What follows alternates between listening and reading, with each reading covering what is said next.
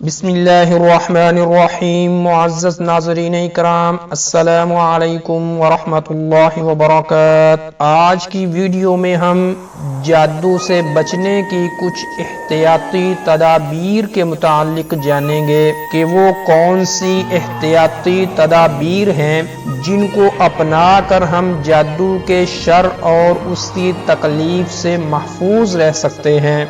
नाज़रीन इकराम, अल्लाह ताला ने अपने बंदों के लिए ऐसी चीज़ें भी तैयार फरमाई हैं कि जिनके इस्तेमाल से वो जादू में मुब्तला होने से पहले ही उसके शर से महफूज रह सकते हैं और उन तदाबीर को जादू में मुब्तला होने के बाद बतौर इलाज भी इस्तेमाल कर सकते हैं।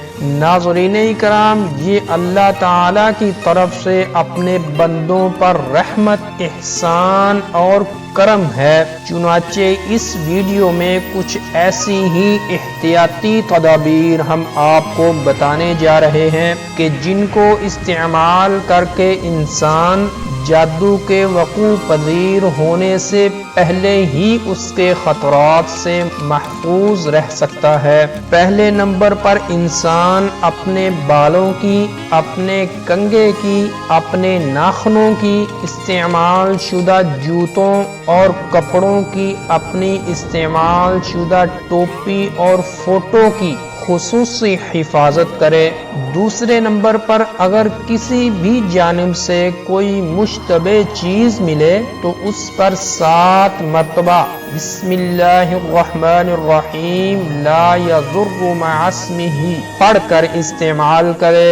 तीसरे नंबर पर नमाज और तिलावत कुरान मजीद की पाबंदी इख्तियार करें। जो लोग पाबंदी के साथ नमाज पढ़ते हैं और रोजाना कलामुल्लाह की तिलावत करते हैं, वो बिफज़्लिही बारी ताला अर्ज़ी व समावी आफात से महफूज रहते हैं।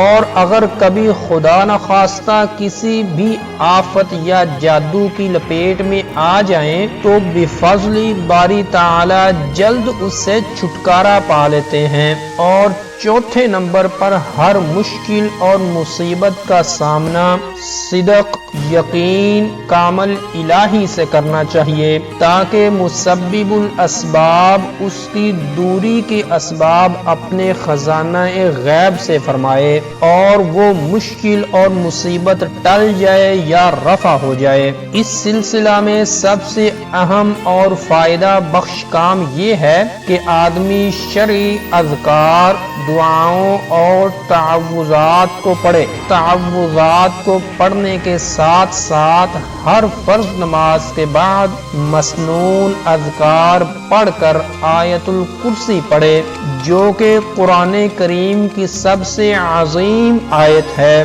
तो मुअज़्ज़ज़ नाज़रीन इकराम, ये थी आज की वीडियो।